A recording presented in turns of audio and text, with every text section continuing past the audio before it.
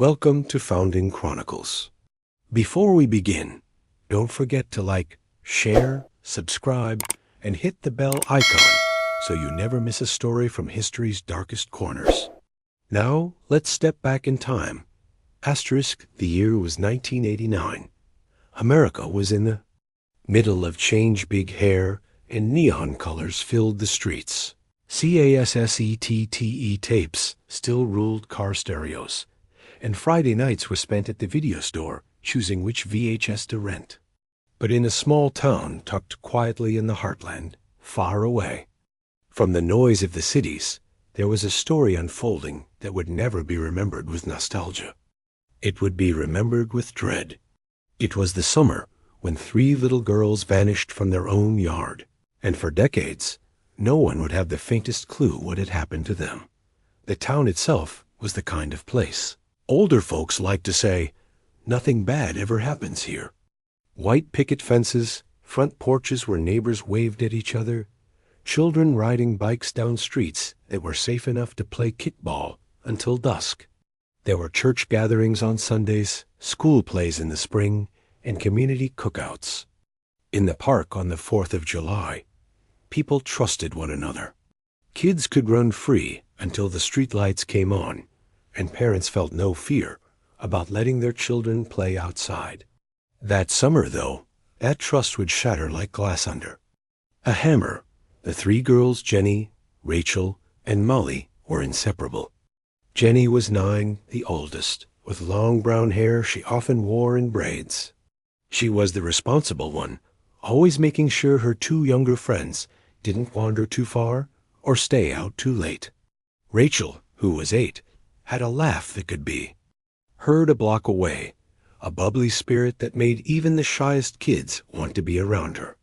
Molly was the youngest at 7, quiet and thoughtful, the kind of child who liked to carry around a little notebook and pencil so she could draw flowers and birds, while the others played tag. Together, they were a picture of innocence, 3 children bound by the simple joy of friendship. On a warm evening in late June, the 3 of them were playing in Jenny's front yard. The sun had just begun to set, painting the sky in streaks of orange and pink. Neighbors remembered hearing their laughter, seeing them chase each other across the grass, their bare feet kicking up little clouds of dust. Jenny's mother had stepped inside for just a moment, only to grab a pitcher of lemonade. When she returned, the yard was silent. The girls were gone at first. No one panicked. Maybe they'd run down the street to Rachel's house, or decided to pick flowers near the fence line. Parents called out their names, voices carrying into the warm evening air. But as minutes turned into an hour, worry set in. Flashlights appeared. Neighbors joined in. Cars slowly rolled through back roads, their headlights sweeping across fields and ditches. The search grew louder, more desperate. And yet, the girls never answered. By midnight, the entire town seemed to be out, combing every corner, every wooded path, every stretch of road. The sheriff, a man who had grown up in that very town and thought he'd seen it all, stood pale and shaken on Jenny's front porch. He knew the truth he didn't want to say out loud. Children did not just vanish into thin air. In the days that followed, the story spread. Newspapers printed headlines about the missing girls. Flyers with their photographs, 3 little faces smiling in school portraits, were taped to every store window, every telephone pole, every gas station pump. News crews arrived, sticking cameras in the faces of grieving parents. Helicopters circled overhead, searching from the skies. Bloodhounds sniffed through fields and along riverbanks. But nothing ever came of it. No footprints, no clothing, not a single trace. It was as if Jenny, Rachel, and Molly had walked off the face of the earth. The town fell into a heavy silence after that. For years, the story lingered like a ghost over every family who lived there. Parents no longer let their children play outside without watching from the porch. Strangers, once greeted with a smile, were now eyed with suspicion. The once safe streets were never the same. Every bicycle left leaning against a garage, every child walking home from school alone, was a reminder of the girls who had never come home. And yet, time has a way of dulling even the sharpest pain. Seasons changed, years passed. People grew, older. Some families moved away, trying to outrun the shadow of tragedy. Others stayed, carrying the weight of unanswered questions. Life moved forward, but the names Jenny, Rachel, and Molly were never forgotten. At church services, prayers for them were still whispered. At school, their empty desks became stories teachers told to new students. They were always there, just beyond reach, haunting the town in silence. But silence has a way of cracking on it. Happened in the fall of 2023, 34 long years after the girls had vanished. By then, many of the original investigators had retired or passed away. Some parents of the missing children had grown old, their faces lined with grief that had never fully healed. And most people believed the mystery would remain unsolved forever. That is, until a man cleaning out his late uncle's house found something strange tucked away in an old box of belongings, a tape. Not a VHS, not a cassette of music, but an unmarked videotape, the kind used on camcorders in the late 80s.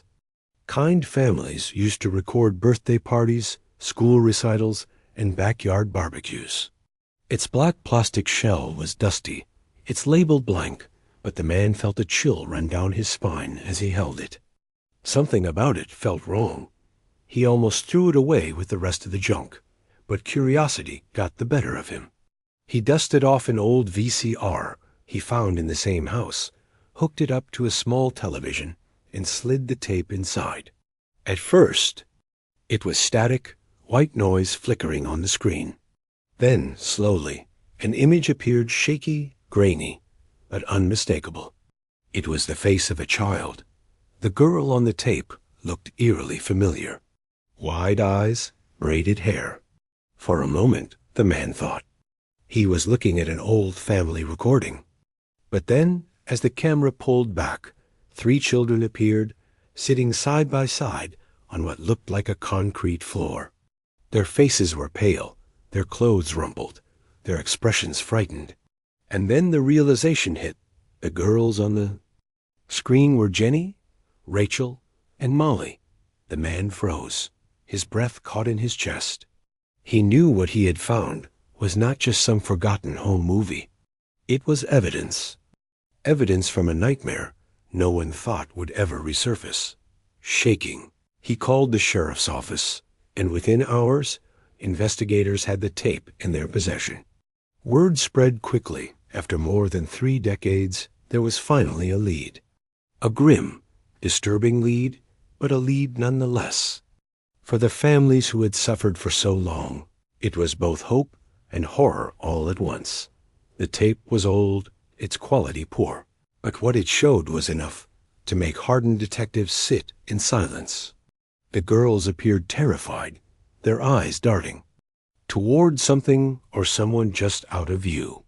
The sound was faint, muffled, but there were voices low, male, impossible to identify. A hand briefly appeared in front of the lens, adjusting it before the recording cut to static. The video was short, less than 5 minutes, but it was long enough to confirm what no one had wanted to admit out loud. The girls had not wandered off. They had been taken. The discovery of the tape reopened wounds that had never healed. Old headlines resurfaced. Reporters once again swarmed the quiet town. Families who had lived with silence for decades now faced a storm of attention. And everyone asked the same questions. Who made the tape? Why was it hidden away for so many years? And most haunting of all, what really happened to Jenny, Rachel, and Molly?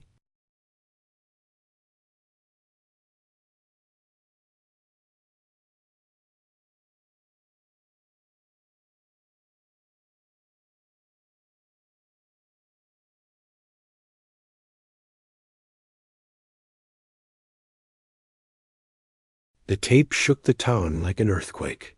For so long, the story of the missing girls had been fading into the shadows of memory.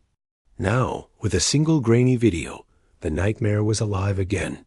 News vans rolled back into town. Reporters stood outside the sheriff's office, broadcasting live updates. Headlines screamed across the country. Strange tape may hold clues to 1989 disappearance of 3 local girls. The story once buried in dust was suddenly everywhere television. Newspapers even whispered conversations in grocery store aisles. People who had grown old since that summer of 1989 now found themselves reliving it all, dragged backward into grief they thought they'd learned to live with. The families of Jenny, Rachel, and Molly were contacted immediately. Each one was brought into the sheriff's office to view the tape.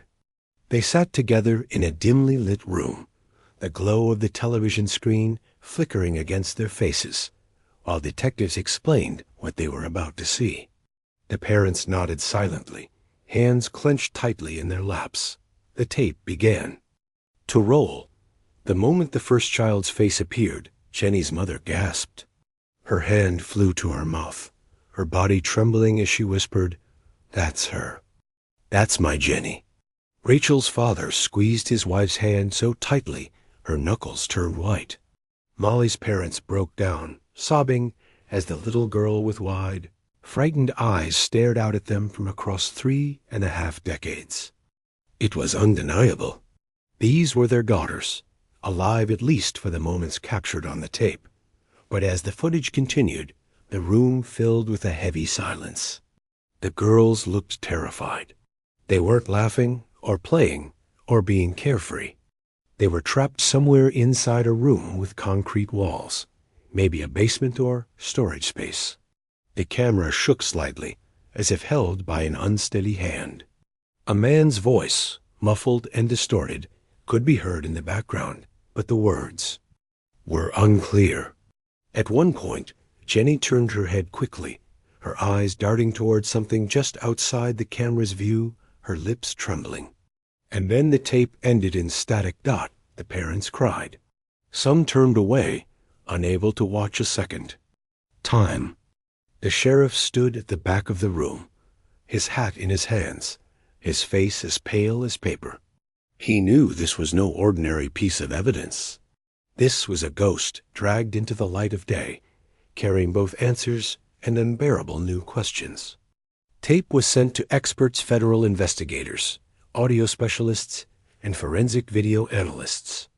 They studied every frame, every flicker, every distorted sound. They slowed it down, enhanced the images, boosted the audio, looking for anything a shadow, a reflection, a recognizable voice. But the tape was old, degraded by time, and most. Details remained stubbornly unclear. Still, there were clues.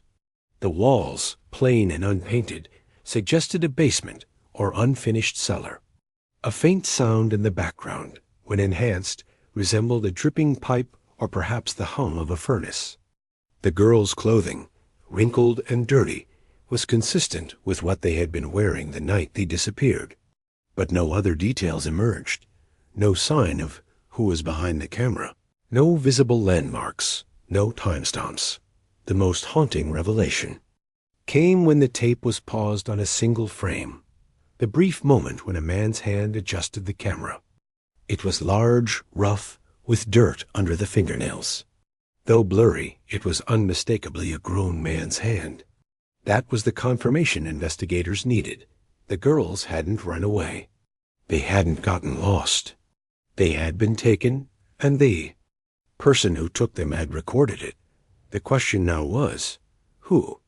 Suspicion immediately turned back to those who had been considered suspects in 1989. There had been a handful of men questioned back then, a drifter who passed through town that summer, a neighbor with a troubled past, even a distant relative of one of the families. All had been released for lack of evidence. The case had grown cold because nothing solid had ever surfaced. But now, with the tape, detectives had reason to dig again. Neighbors were re-interviewed. Old files were reopened. Retired officers were called back in to remember what had been overlooked. The FBI became involved, pulling records that had been gathering dust for 3 decades. And slowly, a picture began to emerge, one that was darker than anyone wanted to admit. Back in 1989, there had been quiet rumors, ones people didn't like to talk about. A man in town, reclusive, odd, always keeping to himself, had drawn suspicion from some. He lived in a sagging old house at the edge of town, near the railroad tracks. Children whispered about him, calling him the Shadow Man, because he was rarely seen in daylight. Adults avoided him too, though most shrugged it off as harmless eccentricity. His name was Harold Gant. Harold had been questioned after the girls disappeared. He had no alibi, but there was no evidence tying him to the crime. His house had been searched, but nothing unusual had been found at the time. Eventually, suspicion drifted elsewhere, and Harold lived out the rest of his years in quiet isolation. He died in the early 2000s, buried in an unmarked grave. For many, his name had been forgotten. But now, when investigators traced the origins of the tape, something chilling emerged.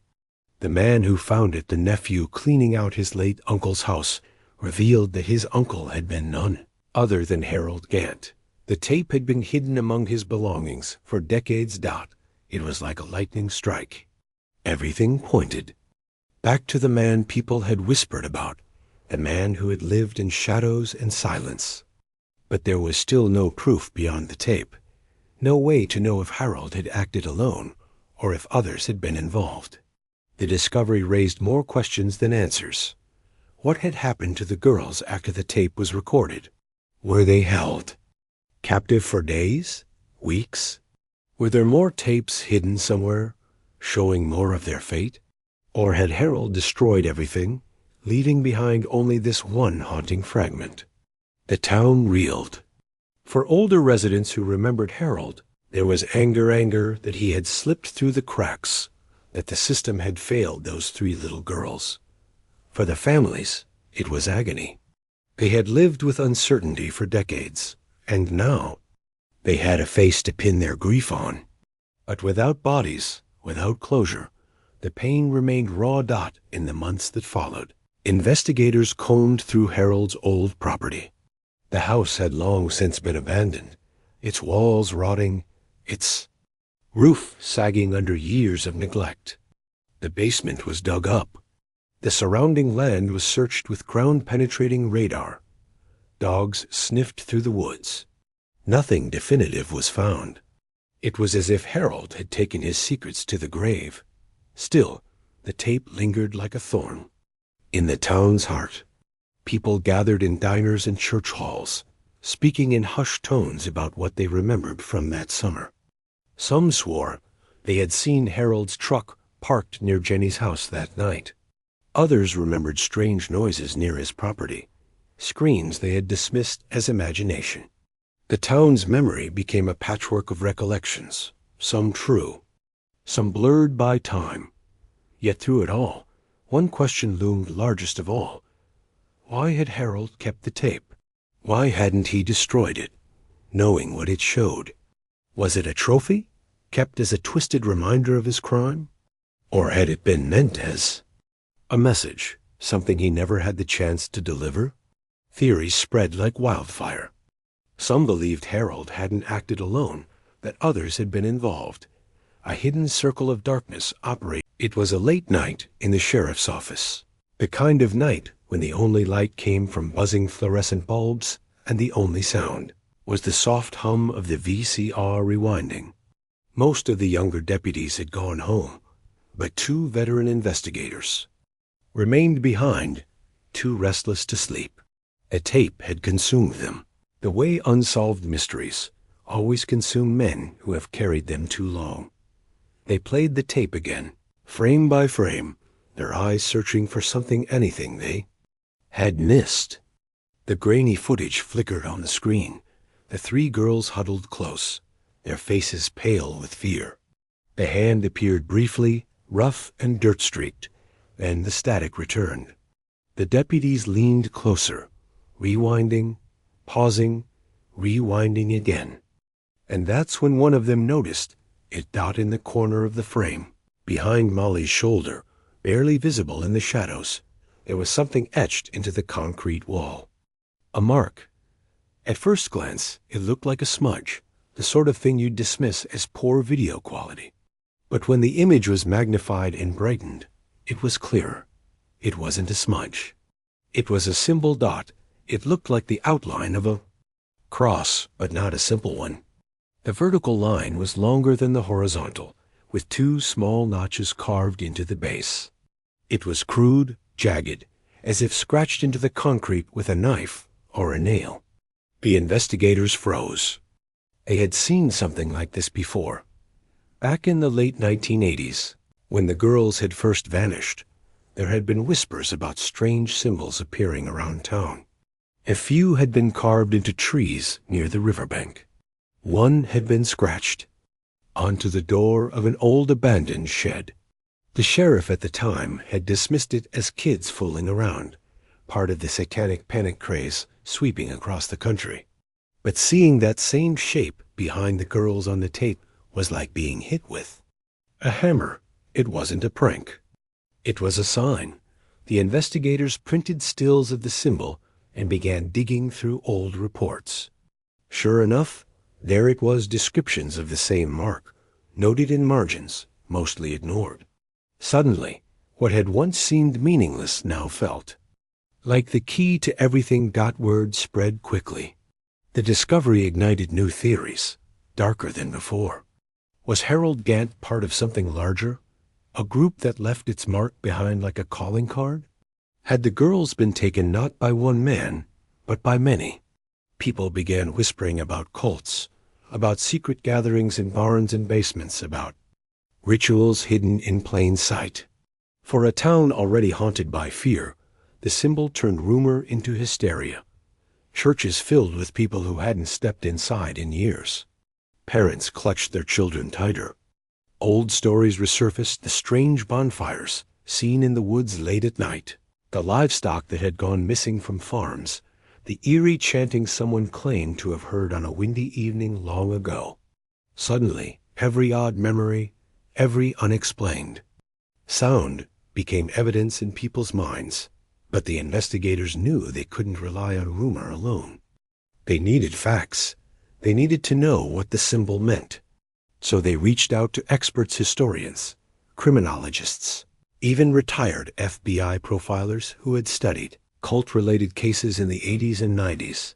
The responses were unsettling. Some said the symbol was similar to marks used by fringe groups during the Satanic Panic era, though not identical. Others suggested it could be unique, something created by a small group to give themselves an identity. One profiler, grizzled and sharp-eyed, said flatly, this wasn't random. Whoever carved that mark wanted it seen. They were sending a message. The tape now had layers of meaning. It wasn't just proof of abduction. It was a window into something deeper, darker, and far more organized than anyone had imagined. The families, already battered by decades of grief, were torn apart by this new revelation. Jenny's mother believed it proved Harold hadn't acted alone. Rachel's father thought it was evidence the girls might have been taken far from town, part of something that stretched beyond their small community. Molly's parents sat in silence, unable to speak, their faces lined with the kind of sorrow that comes from realizing the truth is worse than the unknown. The sheriff's office, overwhelmed, called in federal authorities again. The FBI reopened files not just on the missing girls, but on other disappearances in nearby counties from the late 80s and early 90s. And what they found was chilling. There had been other cases scattered, unsolved, often forgotten. A 12-year-old boy who vanished after a church picnic in 1987. 2 sisters who went missing while walking home from school in 1990. A teenage girl whose bike was found abandoned by the roadside in 1992. None had ever been connected to one another. But now, with the symbol, there was a thread weaving them together. The possibility emerged that Jenny, Rachel, and Molly had not been the only victims. That what had happened in that quiet town was part of something larger, stretching across years and miles. A pattern too frightening to accept, but impossible to ignore. For the townspeople, it was almost unbearable. To believe one man could have taken 3 little girls was horror enough. To believe there had been a network, a hidden hand guiding the disappearances of children across the region, was something that turned the stomach and froze the blood. It meant evil wasn't just in the shadows of one man's house, it was in the fields, the churches, the schools, woven into the very fabric of places they thought were safe. Meanwhile, rumors spread like wildfire. Some swore they remembered seeing Harold Gant in the company of strangers men no one recognized, who came and went quickly. Others claimed there had been gatherings out in the woods, bonfires burning high, chanting that drifted on the wind late at night. A few even whispered about an old, abandoned mine shaft outside town, a place kids dared each other to explore, said to echo with strange noises in the dark. Investigators, desperate for answers, searched the mine. They lowered cameras into its depths, sent dogs into the tunnels, combed every inch. They found graffiti, beer cans, old cigarette butts, but no sign of the missing girls. No sign of Harold. No evidence to confirm the whispers. Yet the symbol on the tape lingered, like a curse etched into stone, impossible to erase. For the families, every new development was agony. They had lived for 34 years without answers. Now, each revelation tore open fresh wounds. Jenny's mother began sleeping in her daughter's old room, clutching the faded quilt Jenny had once used. Rachel's father stopped going to work, spending his days poring over newspaper clippings and police reports, convinced he could find the missing link no one else had seen. Molly's parents withdrew from the world entirely, their home becoming a shrine to the little girl who had never come home. And through it all, the tape remained. Played and replayed, analyzed until the magnetic strip began to wear thin. Each time, the same images flickered. 3 frightened children, a shadowed basement, a symbol carved into the wall, and a hand rough, dirty, belonging to a man who had carried his secrets to the grave. Yet there was something else about the tape, something subtle that had gone unnoticed until a young technician, working late one night, caught it.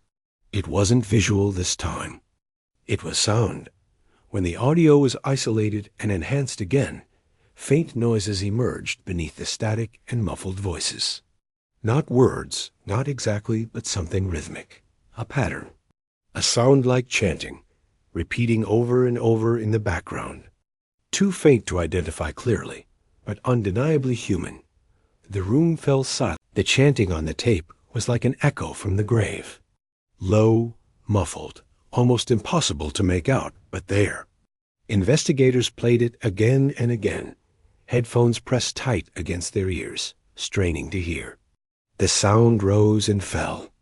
In strange patterns, voices layered together, almost melodic, yet deeply unsettling. It wasn't the sound of one man muttering to himself. It was a group. It was ritual. Experts were brought in once more, linguists, sound engineers, religious. Scholars. Each had a different theory. Some said the voices were chanting in Latin, fragments of old religious phrases, twisted into something darker. Others believed it was nonsense. Meaningless syllables meant only to frighten the children and bind the group together in secrecy. One scholar, an elderly professor who had spent his life studying fringe cults in rural America, leaned back in his chair after listening and whispered, "This wasn't about religion. This was about power." They believed they could take what they wanted and mark the world with their symbols. The revelation struck deep. If the tape captured not just Harold Gant, but multiple people, then the disappearance of Jenny, Rachel, and Molly was not the act of a single monster. It was the work of a hidden circle. A network, perhaps small, but terrifying in its secrecy. The families were shaken to their core. For decades, they had imagined a lone man stealing their daughters away into the night. Now they were being told it might have been a group, men, whose faces they might have seen in church pews, in grocery store aisles, on sidewalks they had once walked without fear. The town erupted in whispers. Names were spoken in hushed tones. Old suspicions revived. Some pointed fingers at men long dead, saying they'd always seemed off. Others accused still-living neighbors, dragging old grudges into the light and fueling a storm of paranoia. Friendships fractured. The community, already fragile after decades of grief, began to splinter. Meanwhile, investigators followed the trail as best they could. They traced property records, searching for basements or storage spaces that matched the one in the video. They looked at Harold's associates, however few he'd had, and cross-referenced them with other unsolved cases in the region. They traveled county to county, combing archives, piecing together disappearances that had once seemed unconnected. Patterns began to emerge. Strange symbols carved into old barns. Anonymous reports of children being lured by strangers in vans. Unsolved kidnappings stretching across a radius of nearly 100 miles. None of it proved anything on its own. But when taken together, it suggested that what happened to Jenny, Rachel, and Molly had not been an isolated event. It had been part of something larger, an undercurrent of evil, running quietly beneath the surface of small-town America in the late 20th century. The haunting question remained: why had Harold kept the tape? Why had he hidden it in his belongings, never destroyed it? Some believed it was arrogance, that he had kept it as a trophy, something to remind himself of what he had done.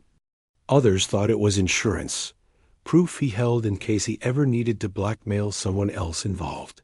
But there was one more theory, darker still, that Harold had not been the one to hide it. What if someone else had placed it among his belongings?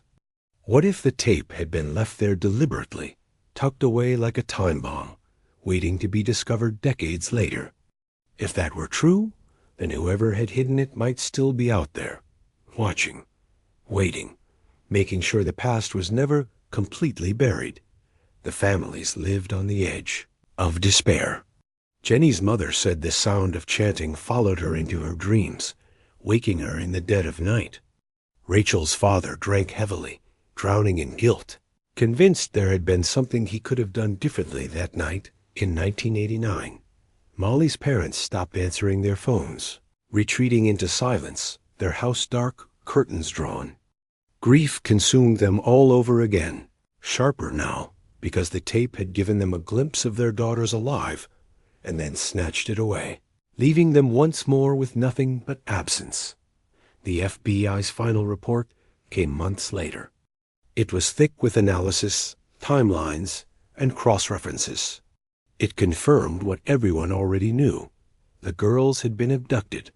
The tape was authentic. The symbol was deliberate. The chanting suggested multiple perpetrators. Harold Gant was the prime suspect, but it was likely he had not acted alone. But there were no arrests. No living suspects with enough evidence to charge. No bodies recovered. No closure. The report ended with words that felt like a cruel joke. The case remains open and ongoing.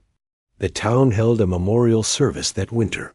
It had been 34 years since Jenny, Rachel, and Molly had vanished, but now, with the tape, the community felt the need to gather again, to face the ghosts together. The church was full, every pew taken, candles flickering in the dim light. Photographs of the three girls sat at the front, their school portraits framed with flowers.